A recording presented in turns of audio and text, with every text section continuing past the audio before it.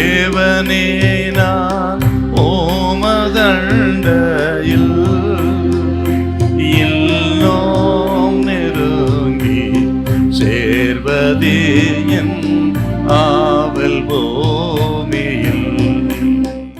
வெளிப்படுத்த 2ஆம் அதிகாரம் 8-9 வசனம்.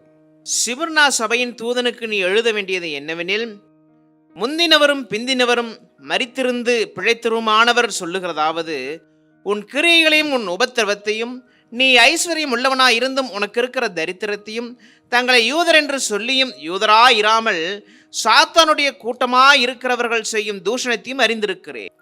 உன் கிரியைகளை நான் அறிந்திருக்கிறேன்.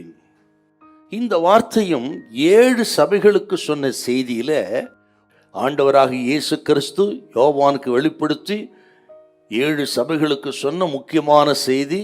காதுள்ளவன் கேட்கிறவன் சொல்லிவிட்டு சொல்றாருங்க, உன் கிரியைகளை நான் அறிந்திருக்கிறேன். நமது கிரியைகளினாலே நம்ம ஆத்துமாவை நம்ம ரட்சிக்க முடியாது. அதை மனசுல வைக்கணும். என்ன?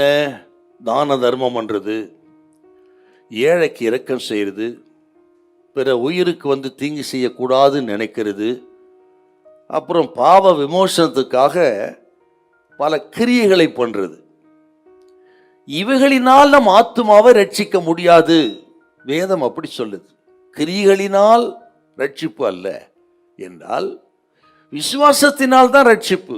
ஆண்டவராக இயேசு கிறிஸ்துவை சொந்த ரட்சகராக விசுவாசித்து, ஆண்டவரே நீர் என்னை மீட்டெடுப்பதற்காக, பாவத்திலிருந்து விடுதலையாக்குவதற்காக, பாவி என்கிற ஸ்தானத்திலிருந்து நீதிமானாய் மாற்றுவதற்காக இந்த உலகத்துக்கு வந்து சிலுவைக்கு போய் மரித்து அடக்கம் பண்ணப்பட்டு ரத்தம் சிந்தி 3ஆம் நாள் உயிரோடு எழும்பினீர்.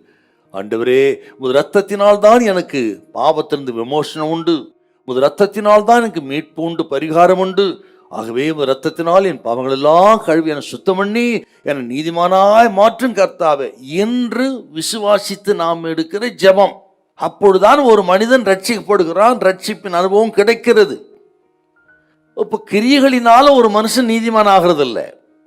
ஆண்டவர் விசுவாசிக்கிறோம், ரட்சிப்பை பெறுகிறோம்.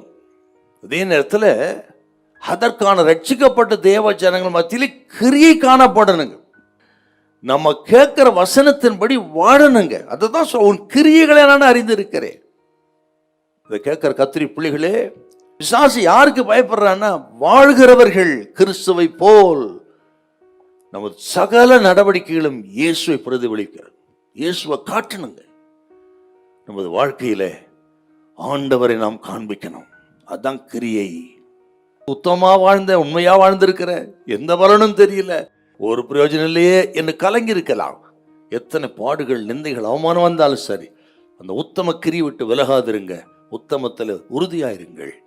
நீங்கள் தொடர்ந்து கர்த்தருக்கு ஊழியம் செய்யுங்கள், பிரயாசப்படுங்கள். மனிதன் மறந்தாலும் அப்பன் இயேசு உங்களை ஒருபோதும் மறக்க மாட்டார். அல்லேலூயா, அல்லேலூயா.